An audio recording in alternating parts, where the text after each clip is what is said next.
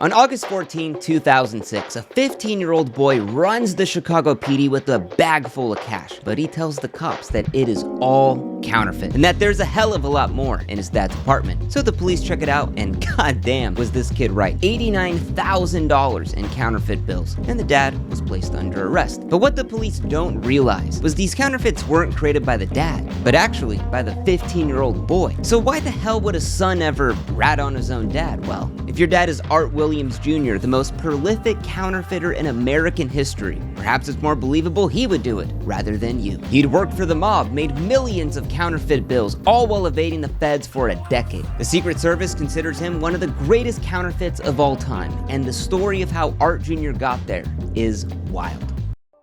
Art Jr. didn't have a conventional childhood. Growing up in the Chicago projects, his first memory was watching his mom and dad rob a truck full of TVs. And by the age of 9, his mom was institutionalized for schizophrenia, and soon his dad abandoned them. But as a teenager, when his mom got on medication and was able to work a job, she had met a slick Italian boyfriend named Da Vinci. He had money, he had class, and more importantly, he treated his mom well. But at the age of 17, Art Jr. knocked up his 14-year-old girlfriend, and with no job, he started stealing cars to make ends meet.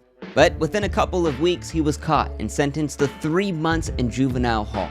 Da Vinci was upset that Art Jr. felt the need to steal, but he was glad that he was still a minor when he was caught, because that could have been years in prison, so he could easily still turn his life around. So like the father Art never had, Da Vinci takes him to his work to show him a better way to make money. So in a sketchy alley next to an abandoned railroad track, Da Vinci opens the door to his shop. Filled with barrels of ink and press machines, it looked like a neighborhood print shop for flyers. But at the end of the production line were stacks of $20 bills. Da Vinci was a counterfeit, and he had learned the craft from his father, who had learned it from his grandfather. A long lineage of the family trade going all the way back to Italy. And he wanted to pass down that trade to Art Jr. Now, by the end of the Civil War, 1 in 3 bills of all American currency was counterfeit. And with the rampant war debt just skyrocketing, Abraham Lincoln created the Secret Service to hunt down these counterfeits. And strangely, it was on the same day he was assassinated. Well, 20 years later, the Secret Service brought down that number to 1 counterfeit for every 3,000 bills. By the 1980s, that number was 1 counterfeit bill for every 10,000 bills. Let's just say the Secret Service gotten damn good at catching counterfeits, and Da Vinci knew what he was doing was a dying art that could only be passed down. So he taught Art the old school counterfeiting way, mixing inks, offset prints, plate making, attention to detail, and the rules of the game. Number 1, never tell anyone. Number 2, never spend your counterfeit money, only sell it. And number 3, never be greedy. If you print too much, you will be caught. Within the months, Art had become a student of the counterfeit game, taking his apprenticeship as seriously as a college degree, and knew that he had finally found his calling in life. And he had felt like Da Vinci was the father that he never had. 3 months later, Da Vinci was nowhere to be found. He couldn't be reached by phone, he hadn't dropped by the house. And as the weeks went on, the thoughts about maybe where he had gone only got darker. Had he been arrested? Was he taken out by the mob? Now, Art didn't want to raise suspicions by driving by his print shop or even asking his friends in the mob where Da Vinci was at. So Art would have to take Da Vinci as another man who would abandon him in his life, just like his father. So without the money to start his own counterfeiting business, his dreams of counterfeiting disappeared. He would have to go back to hustling on the streets. And by now, dealing cocaine was all of the rage in the hood. And rather than just being another neighborhood coke dealer, Art gets a bit creative with it. He rents a Chevy Caprice in black. He puts an antenna on top. He puts red strobe lights on top of the dash and tops it all off with a fake police badge on top of his Hawaiian shirt. He would follow drug dealers around for hours. He would pull them over, search their car, take everything they had, bang them on the head with the mag light, knocking them out, and take off in his Caprice, laughing all the way. But is robbing drug dealers at gunpoint really a sustainable career? No. I mean, he was making 15 grand per hit, and after a couple of these hits, Art had a pretty decent sized nest egg. So he decides he's gonna get married to his girlfriend. And he tells her that he's finally leaving the criminal life behind because now he has a sweet gig in construction. It pays well, babe, but the hours are long. But every morning when she dropped him off at work, Art would walk down the street to a secretly rented apartment. He purchased an old school press, barrels of ink, process cameras, and even plates, and even a new computer program Photoshop. Now, Da Vinci had never used computers in his counterfeiting, but Art thought maybe he can combine the old school and the new school counterfeiting to create a bill that was better than what anyone had ever seen. And oh boy, did these bills look goddamn real. But just like in Breaking Bad, you can make the best meth in town, but if you have no one to sell it to, what's the point? So he gets involved in the underworld of Chicago, making a name for himself. He sells counterfeits to ladies of the night, drug dealers, and even taxi cab drivers who would hand fake $5 bills back as change. So with the sales team to handle distribution, Art was making about $50,000 a month. And although the business was growing, Art always remembered what Da Vinci said: don't get too greedy. But he thought, who's gonna notice if he gets a new car, parties at the strip club, gets VIP tickets at the ball game? I mean, that's what people with normal jobs do, right? But his wife had her suspicions. Even though he was taking care of the family beyond what she ever thought was possible, could a construction worker really make all of that money? And with his wife now starting her training at the police academy, she knew something sketchy was going on. So in 1993, she would file for divorce, and this absolutely destroyed Art. While the money was good in counterfeiting, the consequences weren't. He had now lost his only son, and the woman he had loved. Now he thought maybe Chicago had made him this way, so he skipped out of town to go live with his mom in the green state of Texas. But going to church on Sundays and having dinner at 6, he couldn't help but think about how thrilling his old life was. Until at a bar, he met a smoking hot blonde, Natalie. With her street smarts, she knew the art of the scam and was more than happy to indulge in her darker side. She often hung out with drug dealers, give them a little roofie, and just rob them blind. But rather than see this as like a huge red flag, for Art, it was really love at first sight. Because, you know, she was down the clown, she'd be down the counterfeit. And Art knew he needed to lock her down. So after a few dates, he lays out a plan for the two of them. They'd get married, they'd move back to Chicago, go rent a shop, get in contact with the old sales team, and get back in the counterfeit game. The fall of the Soviet Union, economic chaos. Everyone wanted a stable currency in the 90s, and that was the $100 bill. But there was a big problem. With advancements in printers and scanners, counterfeits became rampant in the 1990s. But why? Well, the $100 bill had had the same exact design since 1929. So the feds needed to develop a bill that couldn't just be printed out, a counterfeit-proof currency. The new $100 bill was released today. The U.S. Treasury is making $80 billion of the new and improved note. The new money is expected to help stop counterfeiting. That was the series 1996 $100 bill. Now, this was a huge deal because unlike before where no one really checked their cash, everyone was looking for the watermark, the UV ink, the color-shifting ink. Banks were exchanging the old bills for new ones as fast as they could. Some businesses wouldn't even accept an old $100 bill. And the public thought that there was no way a bill could be fake if it had a watermark. And that became the flaw, because Art knew if he could somehow fake these security features, he would have the perfect counterfeit. And he would become obsessed with cracking the 1996 $100 bill. But how do you fake a watermark or microprinting or even a security threat? I mean, Da Vinci had never taught him that. Well, what Art came up with is borderline genius. Now, I don't take a lot of sponsorships on the channel unless I actually believe in the product. And personally, I've actually owned a Ridge wallet for the last 2 years that I bought on my own, and I've loved it. So when they hit me up to do a sponsorship deal, I was like, hell yeah. You see, once you get used to a wallet like this, that old leather one with the seams all tearing apart, it just looks like an antique. But this is compact, it's slick, holds 12 cards, literally is bulletproof. It has over 50,000 5-star reviews, and to top it all off, Ridge has got a lifetime warranty, so a Ridge wallet is for life. Now, if you're like me, my dad is always the hardest person to get a Christmas gift for. This year, I got him good. I got the Ridge wallet with the forged gold and the money clip, and man, he's gonna love it. And for myself, I got the new Ridge carbon fiber key case with the little clip on it, and let me just say, it keeps all the keys organized and fancy. Like I said, I've actually had a Ridge wallet for the last 2 years, and it's been a dream to use. I get a ton of compliments on it. I'm a customer for life. So if you want to get the best offer, click the link down below, ridge.com/Vince. And right now, you can save up to 40% off through December 22nd. That is ridge.com/Vince. Now, counterfeiting's a lot like baking. The most important part of a cake isn't the frosting, it's the base. And for a good counterfeit, it is all about that paper. But the paper that's used for money isn't even really paper. It's a blend of cotton, linen, animal glue, formaldehyde resin, totally normal, to give it that cash feel. But you can't just buy the paper they use for money, although you can buy some that are pretty similar to it, but you're gonna be put on some kind of watch list. So, using fake identities, they order paper samples from all around the world. And although they would pass the field test, every single sample would fail that pen test. But sometimes what you're looking for is right underneath your nose.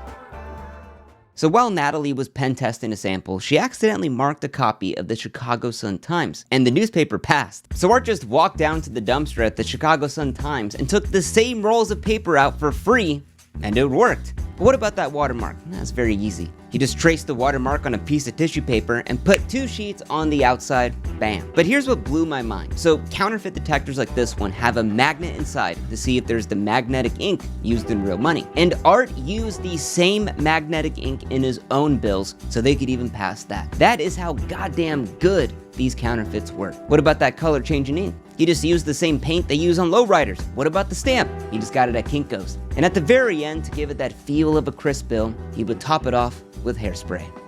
So after reconnecting with his old sales team, word spread fast, and his bills were selling like hotcakes, selling $200,000 a month in counterfeits just in Chicago. But if he stayed in Chicago, it was only a matter of time before he was caught. So he decides to travel across the country with his wife, and once a month come back, do a little run of bills. But now Art felt that his counterfeits were so good that he could spend them himself, breaking Da Vinci's rule.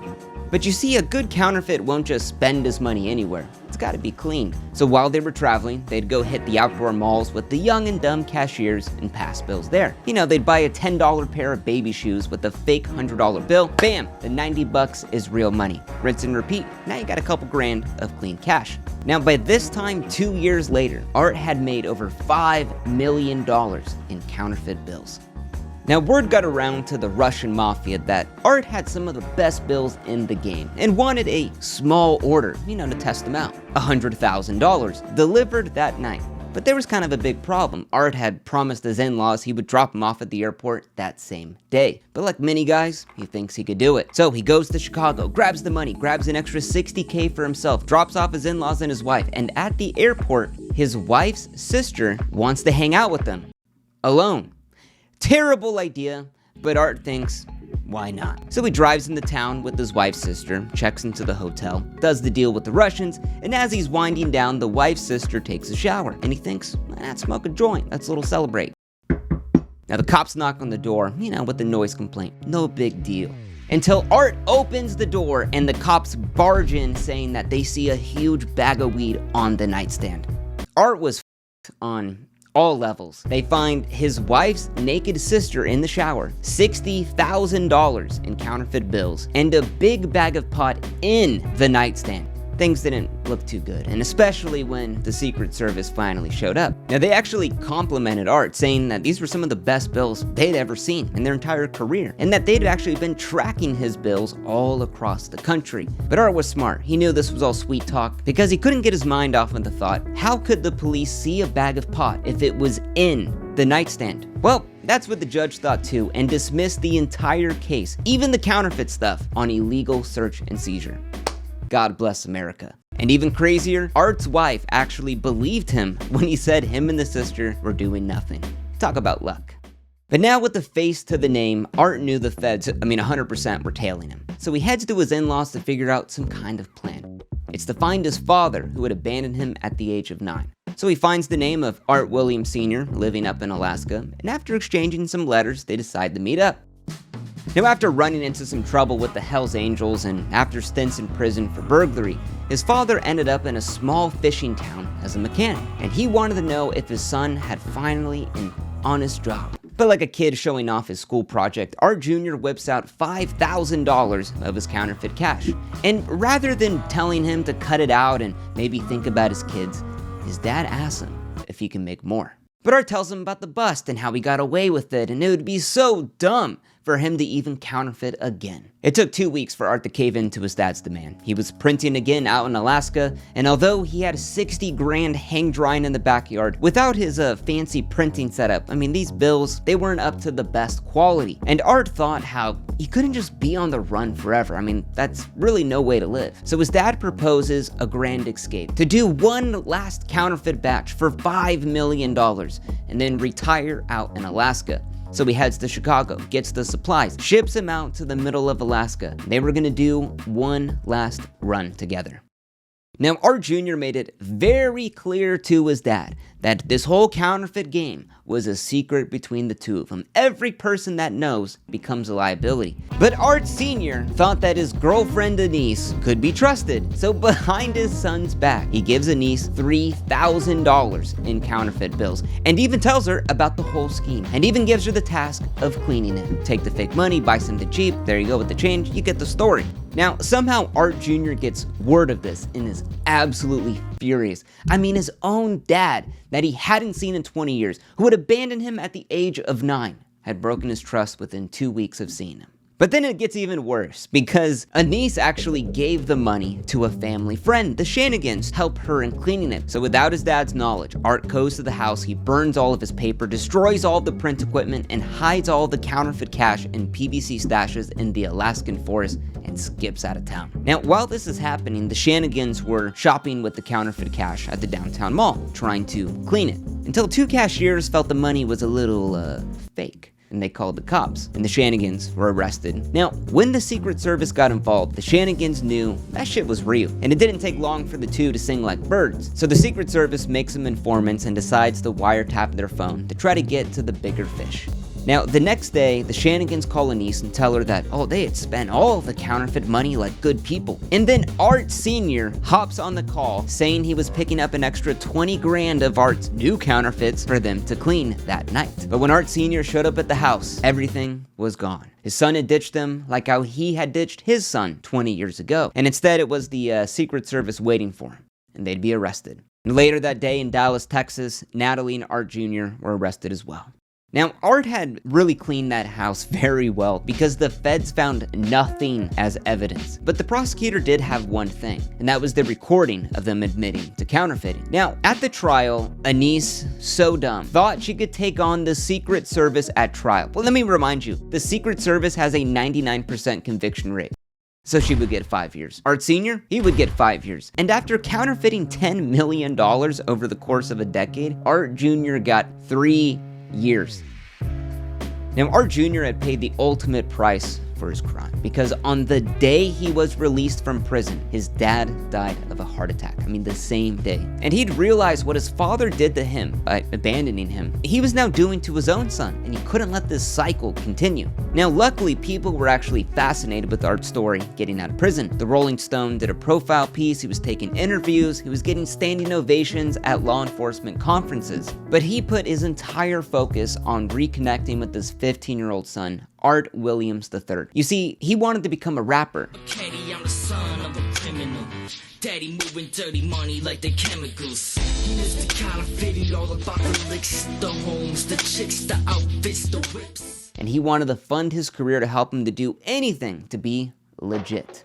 August 14th, 2006. When Art Jr. walked into his apartment, he had found a pile of counterfeit bills stacked on the table. They were shoddy, they looked horrendous, they were made by his son. But Art had never taught his kid how to counterfeit. He wanted everything for him to just be legit. But his son had learned by reading this same Rolling Stone article that was about him. And Art was furious, an argument ensued, and his son stormed out of the house with his hands full of counterfeit bills. But just as the police happened to be driving by. Now, Art Jr. had nothing to hide. I mean, he didn't make these bills. They obviously weren't to his quality standard. So he invites the Secret Service in to search the apartment, and they find the printers, the scanners, all laid out just like how he said in that Rolling Stone article. But the problem was that his son was 15 years old and had even told the police his dad had made him. And when the dad is the greatest counterfeit of all time, they believe it's him. Now, the police did end up finding $89,000 of super high quality counterfeits hidden in the house that only Art could have made. But those shoddy counterfeits that were on the table, that was all of his son's work,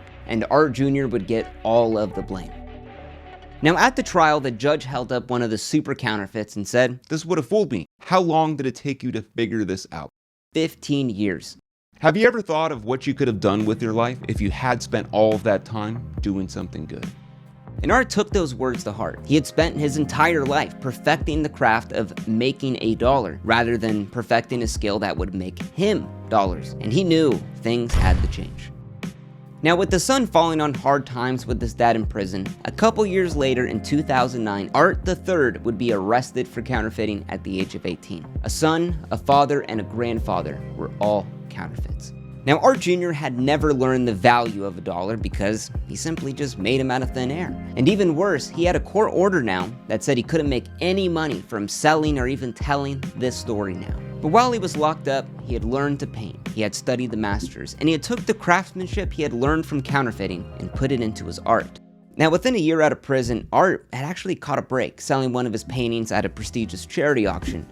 And today he owns a gallery in Beverly Hills, and that gallery's name is Da Vinci's.